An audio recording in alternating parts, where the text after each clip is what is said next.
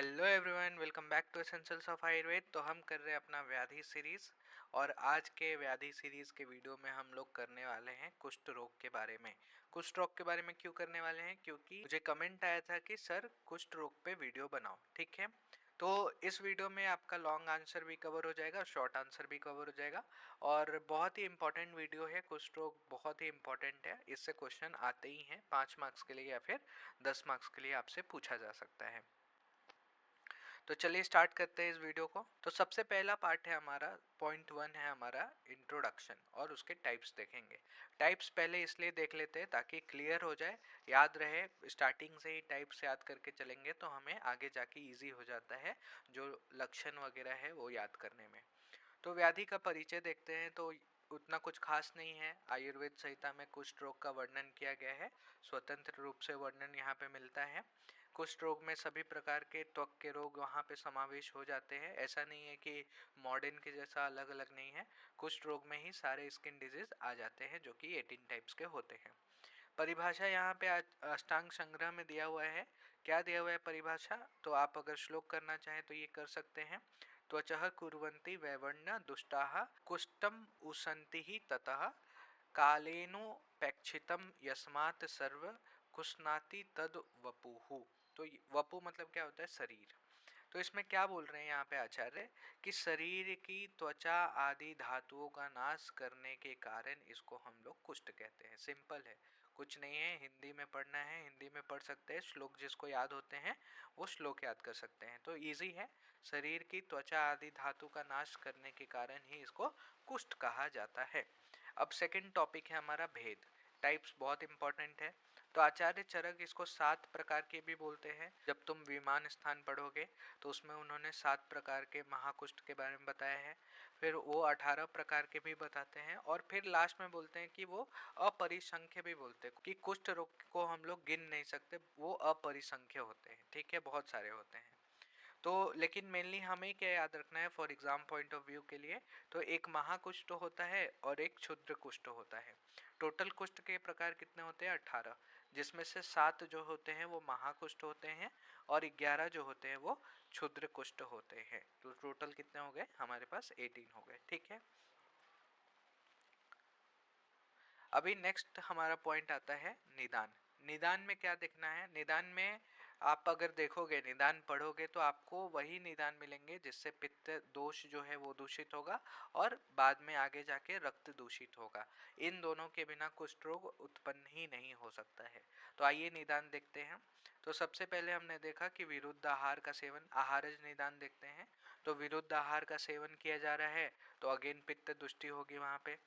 द्रव स्निग्ध और गुरु आहार का सेवन करने से, अजीर्ण में भोजन कर लिया या फिर अध्यशन कर लिया, उससे भी वहाँ पे पित्त और रक्त की दुष्टि होगी, कफ की दुष्टि होगी। फिर वहाँ पे नवीन अन्न, दही, मछली, नमक और अम्ल द्रव्यों का बहुत ज़्यादा सेवन कर लिया। फिर उड़द है, मूली है, पिष्ट अन्न है, गुड़ है, दूध है, तिल है, इन सभी का अधिक मात्रा में सेवन कर लिया। तो ध्यान देते रहना, अगर किसी को स्किन डिजीज है, आपके आसपास किसी को स्किन डिजीज है, तो आप उनको बोल सकते हो कि ये सब मत खाइए, क्योंकि और वो ज़्यादा उस डिजीज को एग्रीवेट करेगा, स्किन डिजीज को। फिर ग्राम में जो पालतू जानवर होते हैं या फिर जो आनुप मांस होते हैं, पानी में रहने वाले या फिर जो आनुप देश में रहने वाले जीव जंतु होते हैं, जलीय प्राणी जो पानी में रहने वाले प्राणी होते हैं, उनके मांस का बार बार सेवन करने से और उसके साथ दूध का सेवन करने से, ठीक है। उसके बाद मधु है, राब है, लकुच, काकमाची, इन सभी का बहुत ज़्यादा सेवन करने से। फिर हाथनक, यवक, उद्दालक, कोरदूष, प्रायः इनको दूध, तक्र, कुलथ, उड़द और स्नेह के साथ सेवन करने से कुष्ठ रोग जो है वो उत्पन्न होता है। तो इस बात का ध्यान देना है, ठीक है। विहारज निदान में देखते हैं। विहारज निदान में क्या क्या आता है? तो सबसे पहला आएगा दिव्याशयन। दिव्याशयन से क्या होगा? अगेन वहाँ पे कफ की दुष्टि होगी। वेगों का धारण करना, वेगों का धारण करने से जो है वो वात की दुष्टि होगी वहाँ पे। फिर यहाँ बोल रहे हैं कि भोजन का तृप्ति पूर्वक सेवन करने के बाद उसके बाद तुरंत व्यायाम करना या फिर आतप का सेवन करना। धूप में चले जाना, भर पेट खाना खा के एक्सरसाइज करने लगे या फिर धूप में चले गए तो उससे भी जो है वो दोष बिगड़ेंगे, हमारे तीनों दोष बिगड़ेंगे। फिर वहाँ पे भोजन का पाक न होने पर भी मैथुन कर्म करना, सेक्सुअल इंटरकोर्स में इन्वॉल्व होना, जब अजीर्ण रहता है अच्छे से इनडाइजेशन में सेक्सुअल इंटरकोर्स करना, वो भी एक बहुत बड़ा रीज़न है स्किन डिजीज़ का। और फिर हमारे पास यहाँ पे है धूम, परिश्रम, भय, इसके बाद सहसा शीतल जल का सेवन कर लेना या फिर स्नान करना। ये तो हम सभी लोग करते हैं ना, धूप में आके एकदम तुरंत, या फिर बहुत ज़्यादा खेल कूद के परिश्रम करके वो तुरंत क्या करते हैं, शीतल जल आके पूरा आधा लीटर 1 लीटर पानी पी जाते हैं, या फिर कोई कोई आते हैं नहा लेते हैं, तो उससे भी स्किन डिजीज होने के चांसेस हैं, कुष्ठ रोग उत्पन्न होने के चांसेस हैं। अभी लास्ट हम लोग तो कुछ और अन्य निदान देखते हैं। तो अगर पंचकर्म कोई करा रहा है, उसका व्यापत्ति होना, यानी कि वो बहुत ज़्यादा उसका हार्मफुल इफेक्ट हो रहा है तो बहुत ज़्यादा कर लिया, अयोग हो गया या फिर अति योग हो गया। उसके बाद विप्र हैं, ब्राह्मण हैं, गुरु हैं, इनका कोई अगर तिरस्कार करता है तब भी कुष्ठ रोग उत्पन्न होता है। पापों का आचरण करने से, सज्जन साधु श्रेष्ठ जन का तिरस्कार करने से या फिर उनका निंदा करने से, वमन के वेगों को रोकने से, ये बहुत इंपॉर्टेंट है, यहाँ पे स्पेसिफिक वेग आया है कि अगर आप छर्दी के वेगों को रोकोगे तो ज़्यादातर वहाँ पे कोठ उत्पन्न होता है, ठीक है। फिर पूर्व जन्म में अगर कोई पाप किया होगा तो वहाँ पे उसका रिजल्ट मिल सकता है स्किन डिजीज के फॉर्म में। फिर ब्राह्मण की अगर हत्या कर दी, स्त्री की हत्या कर दी, फिर सज्जन का पुरुष का वध कर दिया, इन सभी के कारण, पाप कर्म के कारण कुष्ठ रोग की उत्पत्ति होती है। और रक्तज कृमि अगर उत्पन्न हो गया, कोई इन्फेक्शन हो गया ब्लड में, उसके कारण। और लास्ट है हमारा वंशानुगत, यानी कि हेरिडिटी भी हो सकता है। तो ये हमने निदान देखा। आगे बढ़ने से पहले मेरी आप सबसे एक हम्बल रिक्वेस्ट है कि मेरा जो टैब है वो कम स्टोरेज होने के कारण बहुत ही ज़्यादा हैंग करने लगा है। तो मेरे वीडियो बनाने की फ्रिक्वेंसी बहुत ही कम हो गई है, क्योंकि मैं जो वीडियो 2 घंटे में बनाता था एक वीडियो, उसको बनाने में मुझे अब 4 घंटे लग रहे हैं ड्यू टू हैंग इतना ज़्यादा कर रहा है। तो अब इस टैब को अपग्रेड करना नेसेसरी हो गया है। मैं ये टैब 3 साल से यूज़ कर रहा हूँ, लेकिन अभी मेरे पास सफिशिएंट बैलेंस नहीं है, क्योंकि मेरी फाइनेंशियल कंडीशन अभी उतनी ज़्यादा अच्छी नहीं है। तो अगर आप एसेंशियल्स ऑफ आयुर्वेद के ट्रू फॉलोअर हैं और आपको मेरी बात जेन्यून लग रही है, तो प्लीज़ आप जितना हो सके डोनेट करें, ताकि मैं जल्दी से जल्दी अपने टैब को अपग्रेड करूं और ज़्यादा से ज़्यादा जल्दी जल्दी वीडियो लेकर आऊं। मुझे भी कंटेंट बनाने में मज़ा आता है और आयुर्वेद को इजी वे में प्रेजेंट करने में मुझे बहुत मज़ा आता है, और आप सभी का मदद करने में मुझे बहुत मज़ा आता है। तो प्लीज़, आपके सामने स्कैनर है, आप जितना हो सके डोनेट करें। Thank you. अभी नेक्स्ट देखेंगे हम लोग पूर्व रूप के बारे में। पूर्व रूप में क्या है, देखो, पूर्व रूप में अभी हमने देखा कि निदान का सेवन कर लिया। पूर्व रूप क्या होता है कि जो मेन जो सिम्टम्स और साइंस और सिम्टम्स उत्पन्न होने से पहले जो थोड़े बहुत सिम्टम्स होते हैं ना, वो पूर्व रूप होता है, जिसको प्रोड्रोमल फीचर्स कहते हैं। तो कुष्ठ में देखो कितने पूर्व रूप है, 17 पूर्व रूप है, समझ रहे हो, 17 पूर्व रूप। स्किन डिजीज होने से पहले बॉडी हमें इतने सारे सिग्नल्स देती है। तो पहले हम लोग इसको बाइफरकेट करने का कोशिश करेंगे कि स्किन में से रिलेटेड कौन कौन से सिम्टम्स हैं और फिर बॉडी से रिलेटेड कौन कौन से सिम्टम्स हैं। तो पहला है हमारे पास स्पर्श ज्ञान का अभाव। तो कहीं ना कहीं वहाँ पे लॉस ऑफ सेंसेशन होना स्टार्ट हो जाता है। फिर वहाँ पे विवर्णता, डिस्कलरेशन, ये सब बहुत कॉमन है कि वहाँ पे डिस्कलरेशन होने लगेगा। फिर हॉरिपिलेशन, वहाँ पे लोमहर्ष उत्पन्न, गूज बम्स जिसको कहते हैं, वो होने लगेगा। फिर तोद, वहाँ पे प्रिकिंग पेन होने लगेगा, क्योंकि वहाँ पे सोमैटिक नर्व्स रहते हैं। सोमैटिक नर्व्स के कारण वहाँ पे प्रिकिंग पेन होने लगेगा, फील होता है। क्लम, क्लम यहाँ पे ये मानसिक लक्षण है, तो अभी इसको रहने देते हैं, अभी हम लोग स्किन से रिलेटेड देखते हैं। फिर उसके बाद त्वक पारुष्यता, यानी कि जो स्किन है वहाँ पे वो हार्ड हो जाएगा और बहुत ज़्यादा ड्राई हो जाएगा, हार्ड हो जाएगा और ड्राई हो जाएगा। फिर शूल युक्त व्रण की उत्पत्ति होगी। अभी अब धीरे धीरे क्या हो रहा है कि व्रण, वुंड फॉर्मेशन हो रहा है, तो शूल युक्त व्रण की उत्पत्ति होगी, क्योंकि पहला स्टेज तो वहाँ पे इन्फ्लामेशन होगा। फिर व्रण का शीघ्र न भरना, जो वुंड बनेगा वो जल्दी से हील नहीं होगा, यानी कि क्रॉनिक, चीरकाल तक उपस्थित रहेगा। फिर वहाँ पे स्किन इन्फ्लामेशन, जैसा कि हमने बात किया, व्रण उत्पत्ति हो रही है तो वहाँ पे स्किन इन्फ्लामेशन, शोथ देखने को मिलेगा। फिर बार बार विसर्प रोग का होना। अभी स्किन डिजीज अगर इम्यून सिस्टम वीक है तो कोई भी स्किन डिजीज बार बार हो सकता है। यहाँ पे एक इन्होंने स्पेसिफिक लिया है कि विसर्ग रोग बार बार वहाँ पे एरिसिप्लिस का बार बार होना। किसी चीज से कटने पर, अंग भंग, चोट लगने पर, गिर जाने पर अधिक रूप से वेदना होना। अगेन यहाँ पे इम्यून सिस्टम वीक है हमारा, तो कुछ भी होगा, अंग भंग हो गया या फिर चोट लग गया तो नॉर्मल से ज़्यादा हमें वहाँ पे पेन होगा, वेदना ज़्यादा होगा। हाँ, ये इंपॉर्टेंट लक्षण है। यहाँ पे देखो, एक्सेसिव पर्सपिरेशन, बहुत ज़्यादा स्वेद निकलेगा, कोट उत्पन्न हो जाएगा, खुजली होगी वहाँ पे। और ये भी श्रम, अभी देखो क्लम और श्रम ये दोनों मानसिक लक्षण हैं। ठीक है, शरीर ऐसा थका थका महसूस होगा, फटीग वहाँ पे होगा। ठीक है, अस्वेद, अभी यहाँ पे अति स्वेद भी लिखा है, अस्वेद भी लिखा है, यानी कि पसीना बहुत ज़्यादा आ सकता है या फिर एकदम पसीना रुक जाएगा, ये बहुत इंपॉर्टेंट है। और यहाँ पे सुप्तता, नमनेस वहाँ पे हो जाएगी। लॉस ऑफ सेंसेशन और नमनेस यहाँ पे दोनों सेम बात है। ठीक है, अभी आता है रूप। रूप से पहले हम लोग देखेंगे इसकी संप्राप्ति। संप्राप्ति कैसे आखिर कुष्ठ रोग उत्पन्न हो रहा है।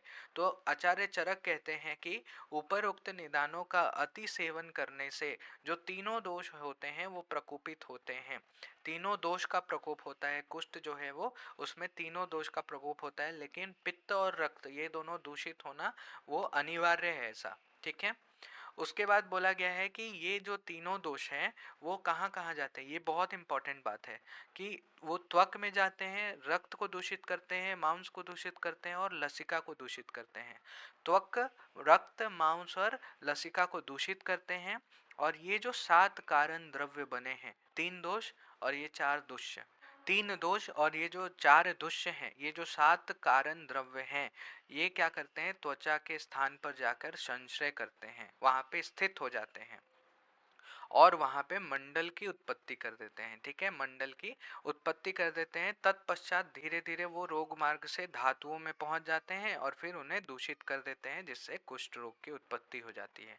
अब वापस से हम लोग थोड़ा सा षड क्रियाकाल को तोड़ते हुए समझते हैं। तो पहला हमारा जो अवस्था है, संचय अवस्था, तो निदानों का सेवन किया, बहुत ज्यादा सेवन किया, थोड़ा नहीं बहुत ज्यादा, अति सेवन किया।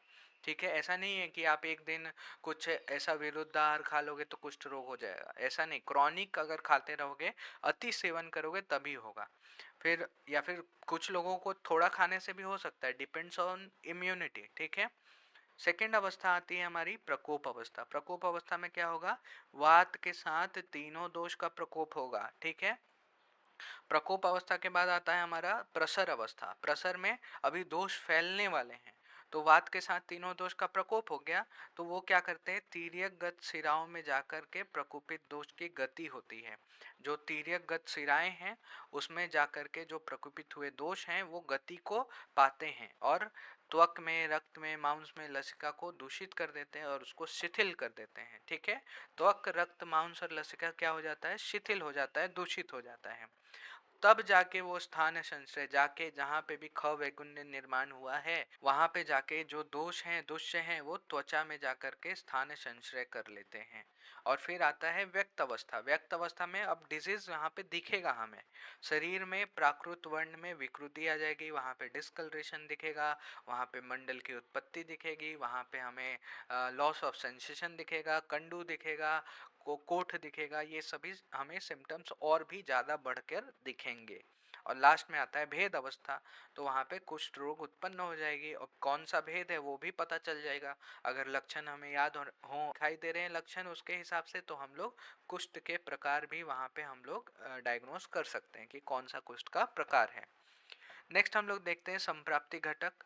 तो दोष कौन सा इन्वॉल्व है, पित्त है, श्लेष्म है, वात है। पित्त में पांचों पित्त यहाँ पे दूषित हो रहा है, श्लेष्म में पांचों कफ, पांचों प्रकार के श्लेष्म भी वहाँ पे दूषित हो रहा है, और वात का भी पांचों जो वात का प्रकार है वो दूषित हो रहा है। दुष्य में हमारे पास ये बहुत इंपॉर्टेंट है, रस, रक्त, मांस और लसिका, त्वचा और स्नायु, ये दुष्य हैं। अग्नि वहां पे अगेन मान्य रहेगी, जाठरा अग्नि और धात्वा अग्नि मान्य रहेगी। फिर वहां पे अग्निजन्य आम की उत्पत्ति देखने को मिलेगा। स्रोतस में कौन कौन सा स्रोतस इन्वॉल्व है, तो रस्व, रक्तवा, मांसो और स्वेदवा स्रोतस इन्वॉल्व है यहाँ पे। दुष्टि क्या हो रही है स्रोतस में, तो वहां पे संग हो रहा है, रुकावट, ऑब्स्ट्रक्शन हो रहा है। संचार स्थान क्या रहेगा, तो सीरा के थ्रू, धमनी के थ्रू और तीर्यक सीरा के थ्रू। व्यक्ति अवस्था कहाँ पे, त्वचा में व्यक्त होगा वो डिजीज, स्किन डिजीज है तो त्वचा में वहां पे व्यक्त होगा। उद्भव स्थान कहाँ पे, तो शाखागत होगा, यानी कि ऑब्वियसली त्वचा आदि धातुओं में वहां पे उसका उद्भव होगा। अधिष्ठान कहाँ होगा, तो त्वक, लसिका और अस्त्र, यानी कि रक्त में अधिष्ठान होगा। और व्याधि स्वभाव कैसा रहेगा, चीरकारी, क्रॉनिक रहेगा। एक्यूट भी हो सकता है, डिपेंड्स कि कौन सा स्किन डिजीज है, ठीक है, कौन से टाइप का स्किन डिजीज है। अब नेक्स्ट हम लोग देखते हैं रूप यानी कि लक्षण, बहुत इंपॉर्टेंट है क्योंकि इसी के बेसिस पे हम लोग कौन से टाइप का कुष्ठ है वो पहचानेंगे। हमने देखा कि महाकुष्ठ होते हैं 8 प्रकार के, कौन कौन से, आइए पहले याद करते हैं कौन कौन से होते हैं। कपाल कुष्ठ, औदंबर कुष्ठ, मंडल कुष्ठ, रुस्य जिह्वक कुष्ठ, पुंडरिक कुष्ठ, सिद्म कुष्ठ और काकनक कुष्ठ। अभी ये याद हो गया, ठीक है। सबसे पहले कपाल कुष्ठ, औदंबर कुष्ठ, मंडल कुष्ठ। जो कपाल कुष्ठ होता है उसमें वात दोष होता है, जो औदंबर कुष्ठ होता है उसमें पित्त दोष होता है, और जो मंडल कुष्ठ होता है उसमें कफ दोष होता है, ठीक है। ये याद हो गया 3, कपाल कुष्ठ, औदंबर कुष्ठ और मंडल कुष्ठ। चौथा आता है रुस्य जिह्वा कुष्ठ। रुस्य जिह्वा कुष्ठ में क्या होता है, वात और पित्त होते हैं, वात और पित्त दोष होते हैं। पुंडरीक कुष्ठ में पित्त और कफ होते हैं, क्या होते हैं, पित्त और कफ होते हैं। और तीसरा है सिद्म कुष्ठ। सिद्म कुष्ठ में हमारे पास कौन होते हैं, वो दोष वात और कफ होते हैं। तो ये 3 वापस से याद हो गए। रुस्य जिह्वक में वात और पित्त दोष, पुंडरीक में पित्त और कफ दोष, और सिद्म कुष्ठ में वात और कफ दोष। और लास्ट बचा काकनक कुष्ठ जिसमें तीनों दोष होते हैं। तो एक तो पहले कुष्ठ के भेद, महाकुष्ठ के 7 भेद होते हैं वो याद हो गया, और फिर उसमें कौन सा दोष अधिक को होता है वो याद हो गया। अब एक एक को कैसे डिफ्रेंशिएट करते हैं वो देखो। अभी इसमें क्या है, वात दोष, वहां पे वात दोष से ये निर्माण हो रहा है कपाल कुष्ठ। ऐसा नहीं है कि बाकी के, देखो कोई भी कुष्ठ हो वो तीनों दोष से उत्पन्न होगा, लेकिन प्राधान्य कौन है, दोष अधिक के कौन है, तो वात दोष, पित्त दोष, कफ दोष, उसके बिहाफ पे ऐसा बांटा गया है, डिवाइड किया गया है।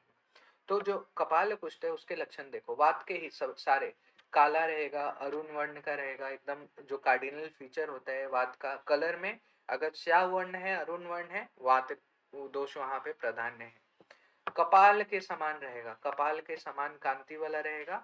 बाकी वही रुक्ष है, परुष है, तनु है, विषम रूप से फैलने वाला, ठीक है, विषम रूप से, कोई का एक स्पेसिफिक पैटर्न नहीं है, बढ़ेगा घटेगा, एकदम विषम रूप से फैलेगा। फिर बहुत ज्यादा तोद होगा वहां पे, कंडू कम होगा क्योंकि कफ कम है, दाह भी कम होगा क्योंकि पित्त कम है। तो वात वाले सारे डोमिनेंट वहां पे लक्षण देखने को मिलेगा, ठीक है। औदुंबर कुष्ठ में पित्त डोमिनेंट है तो पित्त वाले लक्षण देखने को मिलेंगे, जैसे कपिल वर्ण का रोम हो जाएगा, दाह रहेगा, फिर वहां पे लालिमा युक्त होगा, पके हुए गुलर से सटे मंडल वाला होता है, इसलिए इसको औदुंबर कहते हैं। और बाकी तो पित्त के लक्षण वहां पे देखने को मिलेगा, कपिल है, दाह है, कंडू है, ये सभी देखने को मिलेंगे। मंडल है हमारे पास, मंडल कुष्ठ में क्या है, तो कफ दोष ज्यादा है, तो कफ दोष ज्यादा है तो यहाँ पे श्वेत वर्णी होगा, रक्त वर्णी होगा, मंडल आकार का होगा, स्थिर होगा, घना होगा, स्निग्ध होगा, सब कफ वाले, उठा हुआ रहेगा, उन्नत रहेगा, एक दूसरे से सटे मंडल वाला होगा, ठीक है। ये मंडल कुष्ठ हो गया। रुष्य जीवक, रुष्य जीवक में क्या रहेगा, वात और पित्त वहां पे देखने को मिलेगा, तो वात और पित्त के लक्षण ज्यादा रहेंगे। कर्कश रहेगा, वात है तो वो रूखा रहेगा, कर्कश रहेगा। किनारों पर रक्त वर्णी, साइड साइड में यानी कि बाहर जो है वो पित्त के लक्षण दिखाई दे रहे हैं, बाहर कैसे, पित्त के लक्षण दिखाई दे रहे हैं, लेकिन अंदर वहां पे श्याव वर्ण रहेगा, अंदर क्या रहेगा, वात रहेगा, बाहर क्या रहेगा, पित्त रहेगा। तो ऐसे वाले जो है वो मंडल आएंगे तो वो रुष्य जिह्वक होगा, ठीक है।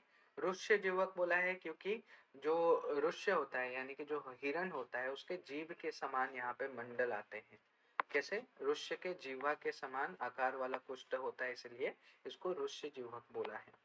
पुंडरिक कुष्ठ, पुंडरिक कुष्ठ बोला है तो वो पित्त और कफ वाले लक्षण रहेंगे। ये कैसा रहेगा, श्वेत वर्ण वाला रहेगा, रक्त वर्ण का किनारा, इसमें भी रक्त वर्ण का किनारा है।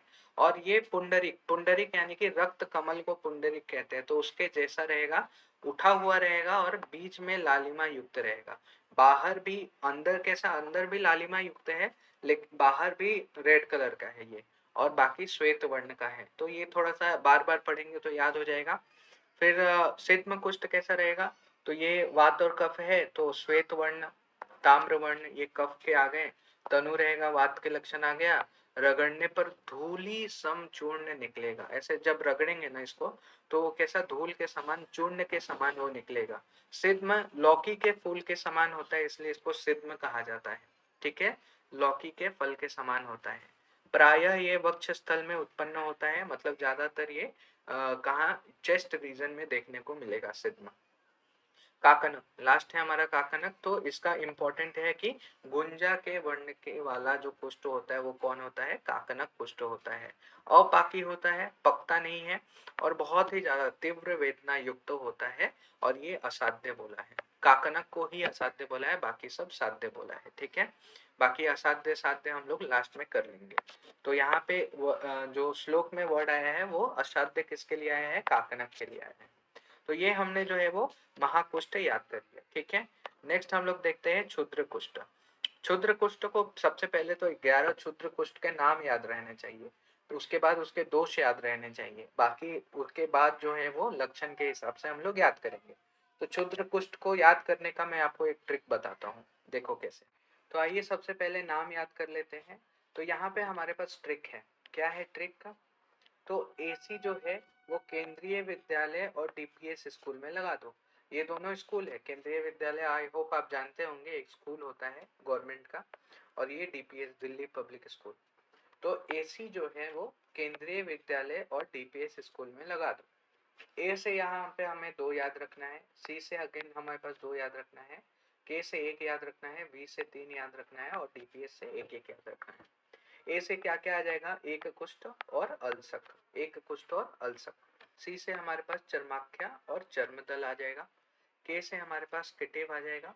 वी से हमारे पास विपादिका, विस्फोट और विचर्चिका, विपादिका, विस्फोट और विचर्चिका। डी से हमारे पास दद्रु, पी से पामा और एस से शतारु। तो ये हमने याद कर लिया, चलो याद कर लिया हमने 11 कुष्ठ के नाम। अब देखते हैं इसमें दोष, पहले देखेंगे कि कौन सा दोष किसमें है। तो पहला है एक कुष्ठ। एक कुष्ठ जो है वो उसमें वात और कफ है। फिर है चर्म कुष्ठ, उसमें भी वात और कफ है। फिर आता है किटिव, उसमें भी वात कफ है। फिर आता है विपादिका, उसमें भी वात कफ है। फिर आता है अल्सक, उसमें भी वात कफ है। फिर है दद्रुमंडल यानी कि दद्रु, उसमें कफ पित्त है। चर्मदल, उसमें भी कफ पित्त है। फिर पामा, अगेन कफ पित्त है। विस्फोट में भी कफ पित्त है, शतारु में भी कफ पित्त है और सिर्फ विचर्चिका जो है उसमें कफ दोष है। तो हमें 3 ही याद रखने हैं, एक तो वात कफ वाले, कफ पित्त वाले और ओनली कफ वाले। तो हमने जो है वो दोष भी देख लिया। तो अब देखते हैं लक्षण। तो एक कुष्ठ में कैसे, तो इसमें वात और कफ है, तो श्वेत का अभाव रहेगा और बड़े स्थान पर मछली के समान त्वचा रहेगी। ये बहुत इंपॉर्टेंट है, बड़े स्थान में मछली के समान वहां पे त्वचा रहेगी, वहां पे ड्राई स्किल्स रहते हैं। तो वो हो गया एक कुष्ठ, जिसको हम लोग सोरियासिस भी कहते हैं, वो वहां पे मैं इमेज भी लगा दूंगा। फिर चर्म कुष्ठ, चर्म कुष्ठ भी वात कफ है, तो यहाँ पे त्वचा जो है वो हाथी के चमड़े के समान मोटी हो जाती है, तो इसलिए इसको चर्म कुष्ठ कहा जाता है। फिर आता है किटिव, किटिव जो है इसमें भी वात कफ है।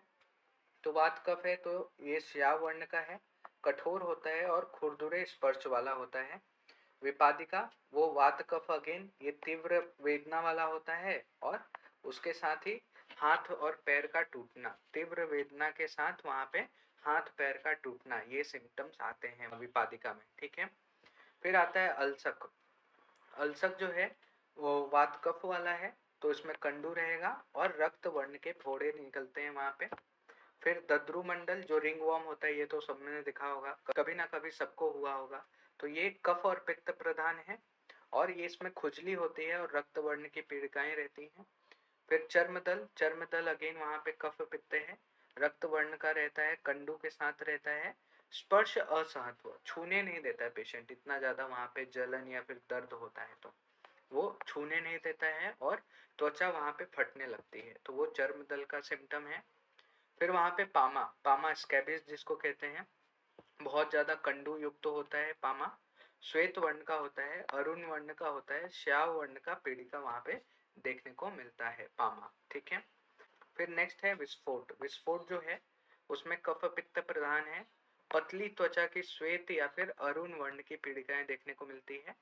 शतारु, शतारु में क्या होता है, कफ पित्त प्रधान है, पीड़ा युक्त व्रण होता है दाह के साथ और रक्त श्याम वर्ण होता है। और लास्ट है हमारे पास विचर्चिका, जिसको एक्जिमा कहते हैं, जो कि कफ दोष होता है, सिर्फ कफ दोष होता है इसमें, और बहुत ज्यादा इसमें अधिक श्राव, कंडू और श्याम वर्ण की पीड़िकाएं निकलती हैं।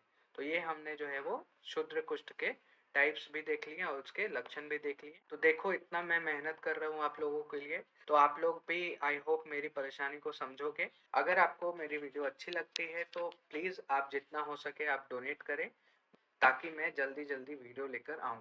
नेक्स्ट हम लोग उपद्रव देखते हैं। उपद्रव में पोय श्राव देखने को मिलेगा, तृष्णा, दौर्बल्य, अंग भेद, ज्वर, अरुचि, अंग अवयव का टूटकर गिरना, अतिसार, अविपाक और दाह। तो ये आप एक बार रीडिंग डाल सकते हो। नेक्स्ट और लास्ट हम लोग देखते हैं इसकी साध्य असाध्यता। तो साध्य असाध्यता क्या है कि अगर नया कुष्ठ है और एक दोषज कुष्ठ है तो वो साध्य है, ठीक है। अगर जीर्ण कुष्ठ है तो वो असाध्य है। बाकी अगर रसगत है, रक्तगत है और मांसगत है वो साध्य है। अगर मेदगत है तो वो याप्य है, और अगर अस्थिगत है वो असाध्य है।